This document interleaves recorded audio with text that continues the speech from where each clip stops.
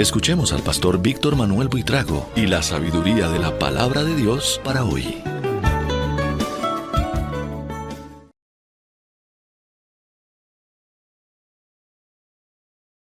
Bueno, gracias a Dios ya llegamos a nuestra clase número 48 y hoy vamos a estudiar la segunda carta a los Corintios, capítulo 10, versículos 1 al 18.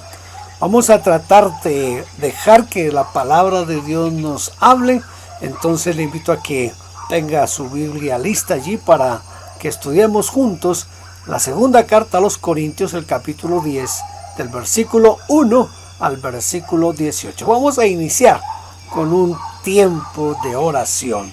Dios Santo, en este momento te rogamos que sea tu Espíritu Santo el que nos guía en este estudio de la palabra. Bendícenos, Señor, y ayúdanos, te lo rogamos en el precioso nombre de Jesús. Amén y amén. Muy bien, vamos a empezar aquí leyendo lo que nos dice la Escritura en el versículo 1 y en el versículo 2. Yo, Pablo, os ruego por la mansedumbre y ternura de Cristo, yo que estando presente ciertamente soy humilde entre vosotros, más ausente soy osado para con vosotros.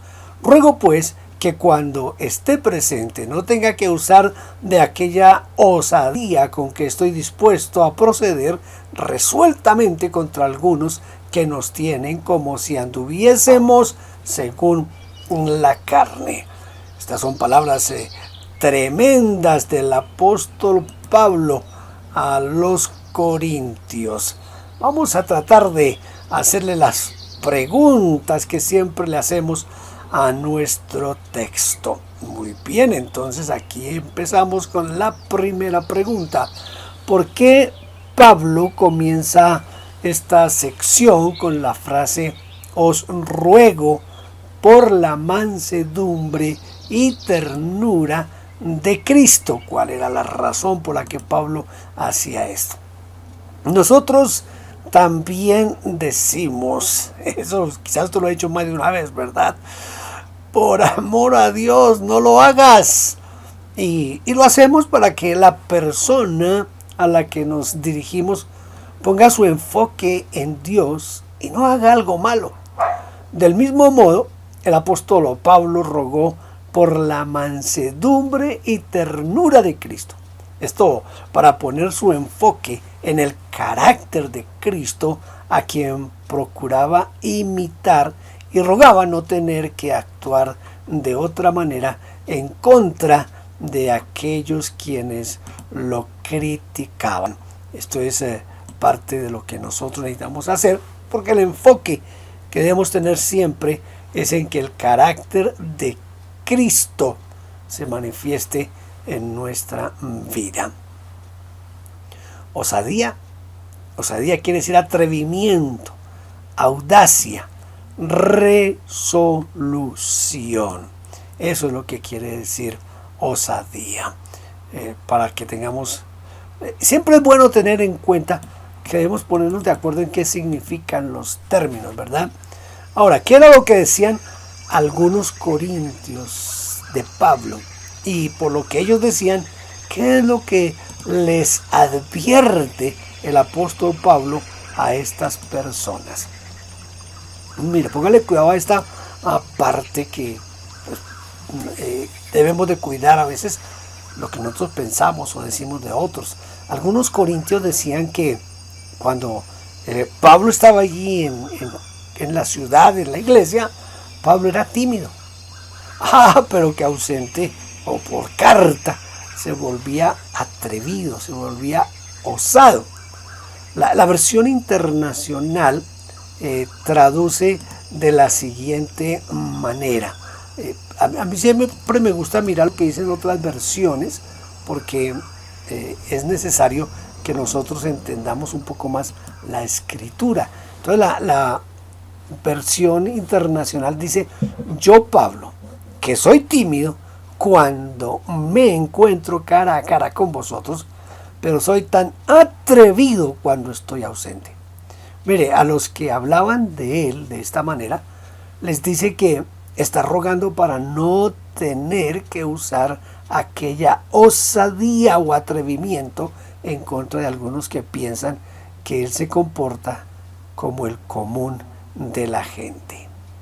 No, nos tienen como si anduviésemos según la carne, dice Pablo. Ellos confundieron su humildad y su conducta en una dimensión espiritual con debilidad y falta de carácter.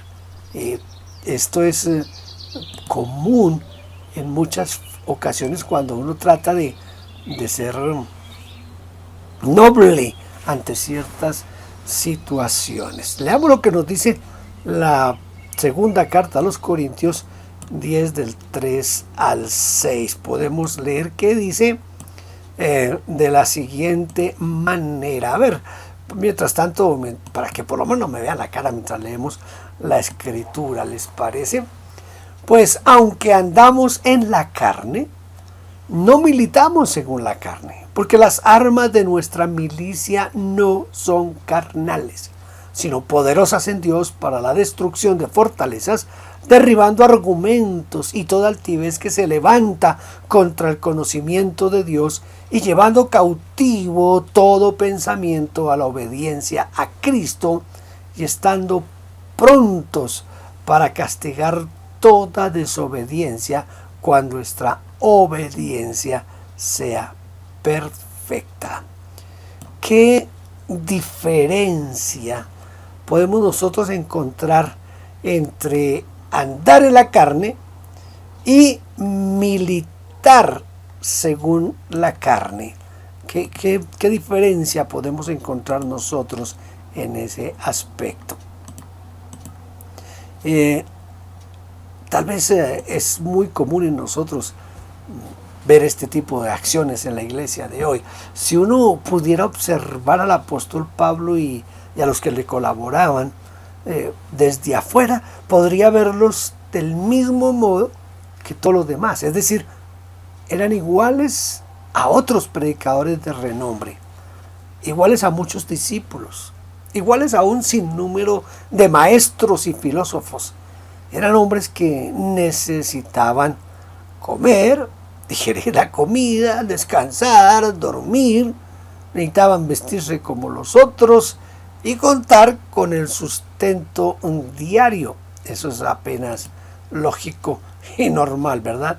Ellos tenían que andar como las demás personas. Él luchaba con un armamento que no pertenece a este mundo. El apóstol Pablo estaba luchando, pero él no podía luchar con las armas de este mundo. Es decir, que lo que diferenciaba a Pablo del resto es que ellos no luchaban como la demás gente, las demás personas. Mira, la versión latinoamericana dice: por supuesto que soy hombre. No lucho, sin embargo, a la manera de los hombres.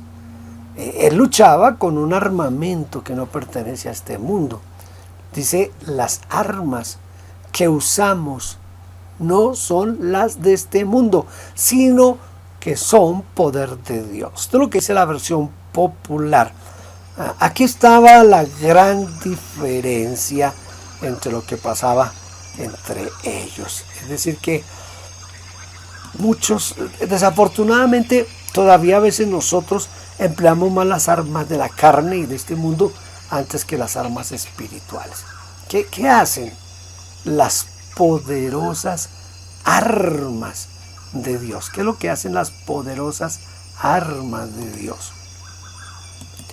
Las poderosas armas de Dios podemos encontrar aquí un cuádruple efecto. En primer lugar, destruyen la oposición. Son poderosas para destrucción de fortalezas. Una fortaleza es un símbolo de poder, de resistencia. Las fortalezas se construían para detener el avance de cualquier ejército enemigo. Un territorio nunca se consideraba conquistado sino eran tomadas las fortalezas. Las armas de Dios derriban las fortalezas que se oponen al avance del Evangelio y a la extensión del reino de Dios. Entendamos esto, las armas de Dios. En segundo lugar, esas armas poderosas lo que hacen es derribar argumentos. Dice Pablo, derribando argumentos. ¿A qué se refiere desde luego? A argumentos falsos, o a sofismas, o a falacias de aquellos que resistían a la predicación con críticas, con burlas, y desde luego con todo tipo de argumento que se opone a la verdad.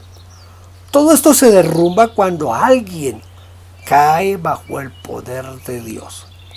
El primer disparo del fuego del Espíritu Santo lo deja fuera de combate y sin saber qué decir, ¿verdad? En tercer lugar, aniquilan todo orgullo, toda altivez que se levanta contra el conocimiento de Dios. Cuando el mismo Saulo de Tarso estaba lleno de altivez, dice, respirando amenazas. Él respiraba amenazas en contra de la iglesia.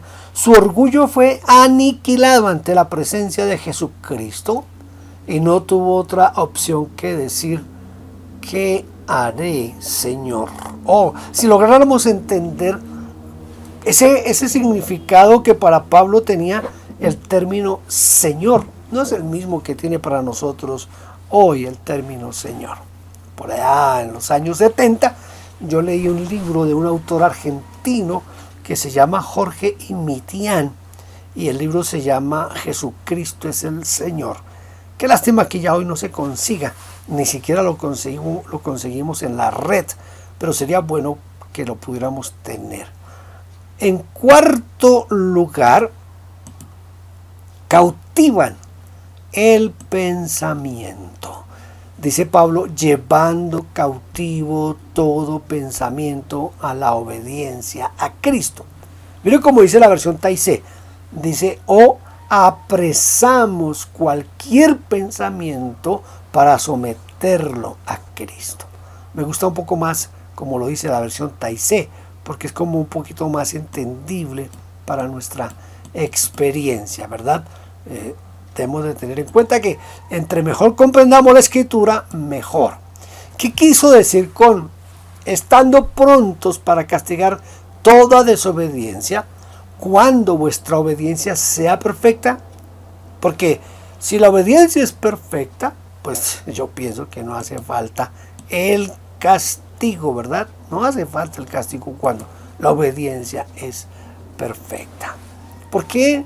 ¿Por qué está dispuesto a castigar la desobediencia cuando hay obediencia perfecta? Si hubiera escrito, estando prontos a castigar toda desobediencia y punto, pues entendería mejor, pero añadió, cuando vuestra obediencia sea perfecta. En la versión internacional podemos leerlo de la siguiente manera: y estamos dispuestos a castigar cualquier acto de desobediencia tan pronto como vuestra obediencia sea completa. Y en la versión latinoamericana dice, estoy dispuesto a castigar cualquier desobediencia una vez que hayan demostrado una obediencia perfecta. ¿Por qué? Porque donde no hay obediencia es inútil cualquier disciplina o cualquier castigo. ¿Para qué seguir castigando al que se niega a obedecer? Esto nos enseña a nosotros, yo creo que nos podríamos sacar por lo menos 2 lecciones de esta parte, de este asunto, que toda disciplina está sujeta a los resultados. Una disciplina fuera de tiempo o una disciplina inapropiada deja muchas heridas, deja mayor rebeldía e iglesias divididas en algunos casos.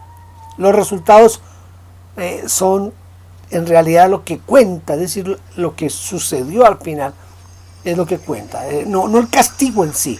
El castigo por sí mismo solo causa dolor, solo hace doler, sea un castigo físico, un castigo social o espiritual, pero el castigo que produce obediencia da fruto apacible de justicia. Ahora, en segundo lugar, que toda disciplina debe ser justa. Nos enseña también que la disciplina no es por castigar, sino que tiene que ser justa. Pablo no castigaba cualquier falta, sino una. ¿Cuál era esa que él, por lo menos en este pasaje nos está diciendo? La desobediencia. Estando prontos a castigar toda desobediencia, dice. Si toda desobediencia, es decir, lo que Pablo quiere es castigar la desobediencia, siempre y cuando la iglesia esté dispuesta a obedecer. Solo allí se puede corregir y enderezar el rumbo. Solo allí se puede establecer la verdadera justicia. La justicia, usted sabe, la definición más corriente de justicia es dar a cada quien lo que se merece, ¿verdad? Vamos a leer en la segunda carta a los Corintios, el capítulo 10, versículos 7 al 12. 7 al 12. A ver, me ubico por acá, donde ustedes puedan mirarme mientras leemos la palabra del Señor. Dice: miráis las cosas según la apariencia. Si alguno está persuadido en sí mismo que es de Cristo, esto también piense por sí mismo, que como Él es de Cristo, así también nosotros somos de Cristo. Porque aunque me gloríe algo más todavía de nuestra autoridad, la cual el Señor nos dio para edificación y no para vuestra destrucción, no me avergonzaré para que no parezca como que os quiero amedrentar por cartas. Porque a la verdad dicen, las cartas son duras y fuertes, mas la presencia corporal débil y la palabra menospreciable. Esto tenga en cuenta tal persona, que así como somos en la palabra por cartas estando ausente, lo seremos también en hechos estando presentes. Porque no nos atrevemos a contarnos ni a compararnos con algunos que se alaban a sí mismos. Pero ellos, midiéndose a sí mismos por sí mismos y comparándose consigo mismos, no son juiciosos. Esto me recuerda una predicación que hice ayer acerca de fortalecer el ser interior, la parte espiritual de nosotros. Muy bien, vamos a hacer nuestra primera pregunta a este texto que acabamos de leer. ¿Qué es mirar según la apariencia? Creo que esto casi que necesitaríamos, como digo yo, hacer mucho énfasis en eso. Se nos habla tanto en las iglesias, se nos da la descripción, por ejemplo, de lo que le dijo el Señor a Samuel cuando estaba para ungir a David, todo este tipo de cosas. Pero mirar según las apariencias es juzgar a una persona por su aspecto exterior, cómo viste, cómo habla, cómo se desenvuelve, cómo camina. Es mirar solamente la parte superficial, Pero, ¿qué pensaban los corintios del apóstol Pablo? Yo encuentro aquí en este pasaje por lo menos 4 cosas que ellos miraban como parte negativa del apóstol Pablo. Primero, que el apóstol Pablo era ajeno al contexto de la iglesia. ¿Por qué razón? Porque los corintios pensaban que como Pablo no era de allí, entonces no tenía como un contexto real. por eso tuvo que escribir: piense que como Él es de Cristo, nosotros somos de Cristo, y eso nos coloca en el mismo cuerpo. Yo creo que muy seguramente los que pensaban eso o no sabían que fue Pablo quien comenzó la iglesia de Corinto, o era tal el grado de quererlo menospreciar que trataron de hacerlo sentir más como extranjero en su propia iglesia. En segundo lugar, que el apóstol Pablo era autoritario, a lo que el apóstol Pablo responde que sí, pero con su autoridad que venía del Señor. Dice: para edificación y no para destrucción. En tercer lugar, algunos pensaban que lo que él quería era amedrentarlos o asustarlos con sus cartas. Esto es bien diciente de la pobre actuación que tenían los corintios frente al apóstol Pablo. Y también decían que no tenían que temerle, porque por carta era una cosa, pero personalmente no parecía gran cosa, y cuando hablaba como que más bien le producía lástima. Hay quien dice que mis cartas son duras y fuertes, pero que en persona no impresiono a nadie, ni impongo respeto al hablar, dice la versión popular. ¿Qué es ser juicioso? ¿Quiénes no son juiciosos? ¿Qué es ser juicioso? ¿Quiénes no son juiciosos? Otras versiones traducen: demuestran poca inteligencia. Por ejemplo, la versión Nieto dice eso. La versión de Jerusalén dice: obran estúpidamente. Y la Biblia de las Américas dice: carecen de entendimiento. La versión moderna dice: son faltos de buen sentido. Mire, todos ellos son los que se alaban o se recomiendan a sí mismos. Se hacen su propio elogio, aunque ellos, a fuerza de tomarse por patrón de sí mismos y de compararse consigo mismos, ya lo coordinan, dice la Nueva Biblia Española. Ya no coordinan. Tremendo esto, que el apóstol Pablo tenga que tratarlos de esa forma, de esa manera. Los versículos 13 al 18 dicen: pero nosotros no nos gloriaremos desmedidamente, sino conforme a la regla que Dios nos ha dado por medida, para llegar también hasta vosotros. Porque no nos hemos extralimitado como si llegásemos hasta vosotros, como si no llegásemos hasta vosotros, pues fuimos los primeros en llegar hasta vosotros con el Evangelio de Cristo. No nos gloriamos desmedidamente en trabajos ajenos, sino que esperamos que conforme crezca vuestra fe, seremos muy engrandecidos entre vosotros conforme a nuestra regla, y que anunciaremos el Evangelio en los lugares más allá de vosotros, sin entrar en la obra de otro para gloriarnos en lo que ya estaba preparado.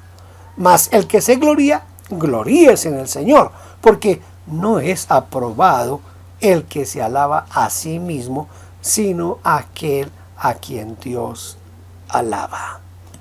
Oh, tremenda exhortación para muchos de nosotros hoy en día. Una tremenda exhortación, porque es una tendencia normal, natural en nosotros, estar resaltando lo que nosotros hacemos, lo que yo hice, lo que yo dije, y tratamos siempre como de ponernos en ese plan de yo soy el duro aquí. Entonces Pablo está diciendo: no, usted no se alabe, deje que sea Dios quien le alaba. Y ojalá todos tuviéramos esa capacidad de dejar que sea Dios quien nos alaba. ¿Qué reglas? Mire esto, ¿qué reglas Dios le ha dado al apóstol Pablo? ¿Cuáles son esas reglas de las que él habla? menciona por lo menos 3 reglas. La primera, la regla geográfica. La norma que Dios le dio fue que cada lugar donde había llegado primero era su territorio y su límite.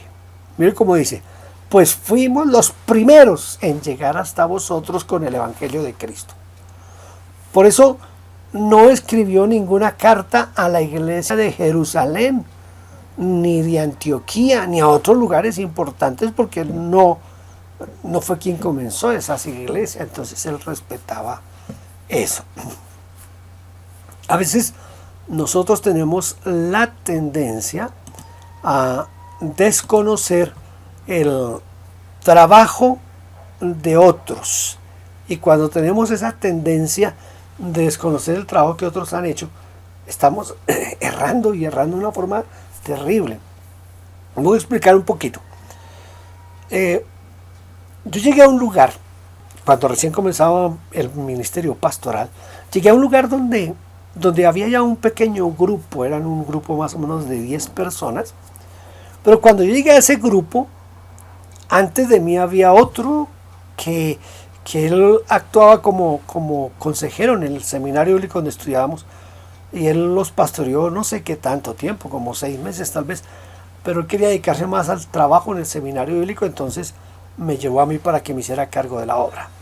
Pero cuando el anterior a mí llegó, antes de él hubo un hombre que era policía, pertenecía a la policía de Colombia, y fue trasladado desde la ciudad donde él vivía a la ciudad de Bogotá, y donde él llegó a vivir. Entonces comenzó a hablarles de Cristo a sus vecinos, y él fue el primero en reunir los primeros 4 o 5 personas para hacer cultos en las casas, en la casa de alguno de ellos. Yo siempre he reconocido el trabajo de esas 2 personas que llegaron. En números podríamos decir, eso no fue la gran cosa, porque el policía llegó y tenía 4 o 5, y cuando llegó Héctor, que fue el siguiente, ya él alcanzó a llegar a 10. Entonces, cuando yo llegué, había 10 personas. Nunca he dicho que yo comencé esa iglesia, nunca, porque no la comencé, la comenzó el policía, la siguió Héctor, que no pasó mucho tiempo entre lo que hizo el policía y lo que hizo Héctor, eso es independiente, pero llegué yo. Cuando yo llegué, yo era un jovencito, demasiado jovencito para ser pastor en ese tiempo, y Dios me dio la gracia y comenzamos a crecer, y tuvimos necesidad de salir del lugar donde siempre habíamos estado. Nos fuimos a un lugar un poquito más central del barrio donde estábamos, y cuando yo salí de la iglesia había un grupo aproximado de unas 40-45 personas. Ya me fui yo para otra ciudad, vino otro, pero escúcheme, hubo uno que llegó muchos años después, y él siempre decía que él había fundado la iglesia. La iglesia, cuando yo llegué, se llamaba Nueva Jerusalén, pero también había una secta que se llamaba así. Entonces yo cambié el nombre de la iglesia y le puse el nombre de Maranata. Entonces, ese hombre siempre decía que él había fundado Maranata. Desconocer el trabajo de otros, no, delante de los ojos de Dios, creo que ¿quién puede engañar a Dios? Dígame. Aquí Pablo le está diciendo a la gente, les está diciendo, a ver, Dios me ha dado una regla que es la regla geográfica. Es decir, yo llegué primero y yo no me meto en el trabajo de otros. Es más, él lo aclara en más de una ocasión, que él no quiere sembrar sobre lo que no quiere edificar sobre lo que otro sembró. En segundo lugar, está la regla de la madurez. Dice, esperamos que conforme crezca vuestra fe, seremos muy engrandecidos entre vosotros conforme a nuestra regla. Mire, valorar a los que le predicaron, a los que les predicaron, es señal de crecimiento en la fe. Cuando usted honra a la persona que le habló de Cristo, usted está creciendo en la madurez espiritual. En tercer lugar, el apóstol Pablo nos habla aquí de la regla de los límites, es decir, sin entrar en la obra de otro. Por eso escribió, no nos hemos extralimitado o excedido en el uso de las atribuciones. Mire, si hay algún pastor, algún ministro que escuche estas lecciones, siempre acostúmbrese a reconocer el trabajo de los que estuvieron antes que usted. A menos que usted llegue a una ciudad donde no hay un solo creyente y usted comienza a evangelizar a uno y se gana a uno, a otro, después a otro, y que realmente fue usted quien comenzó el trabajo, pues ahí se gloríese en eso. Pero si usted llegó y ya había uno o dos, siempre reconozca que cuando usted llegó ya había algo. Alguien había sembrado ya antes que usted. ¿Cómo descubrir entonces a quién alaba Dios? Porque esto es lo que realmente importa, es saber a quién alaba a Dios. Podríamos decir que Dios alaba a una persona por medio del resultado de su ministerio, por los milagros, por las autoridades, o la autoridad con que predica la palabra, por las respuestas a las oraciones de esa persona, o por un final glorioso. Esto entre muchas cosas, desde luego, ¿no? Porque yo siempre he creído que a veces hay personas que no necesariamente tienen que tener grupos grandes para saber que Dios está con esa persona. Lo importante es que yo haga el trabajo para Dios, para engrandecer la gloria de Dios, independiente si es grande o pequeño el grupo. Pensamos, por ejemplo, en Felipe, cuando fue llevado al desierto. Él estaba en una iglesia grande, la iglesia de Samaria estaba creciendo, era una iglesia poderosa en ese momento, pero Dios lo sacó de Samaria y lo llevó al desierto para ganar uno, al etíope. De ahí, después de que ganó al etíope, dice la Biblia que Felipe fue trasladado en el espíritu a una ciudad que se llamaba Azoto. Pero, ¿qué es lo que le quiero decir? Que a veces en el número no podemos basar el respaldo de Dios. Los expertos dicen que Jeremías, el gran profeta, no cautivó a ninguno, no ganó a ninguno, que el único que se convirtió fue Baruch, el secretario. Entonces, bueno, muchas veces lloramos y predicamos para que se salve solo uno, pero estamos haciendo el trabajo que Dios nos ha mandado a hacer. Así que mucho cuidado con eso. Vamos a tratar entonces de aprender un texto de memoria. El 17 y el 18. Mas el que se gloría, gloríese en el Señor. Porque no es aprobado el que se alaba a sí mismo, sino aquel a quien Dios alaba. 17 y 18, segundo a los Corintios 10, 17 y 18. A ver, aprendámonoslo. Mas el que se gloría, gloríese en el Señor, porque no es aprobado el que se alaba a sí mismo, sino aquel a quien Dios alaba. Busquemos por sobre todo la aprobación de Dios, no de los hombres.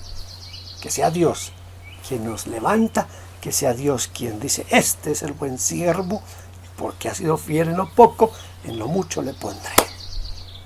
Gracias por haber estado conmigo en esta lección número 48. Con la ayuda del Señor estaremos el próximo lunes en nuestra lección número 49 de la segunda carta a los Corintios. Vamos en la 49, pero porque ahora empezamos con la primera carta a los Corintios, ¿verdad? Es una sola serie de inductivos de los Corintios.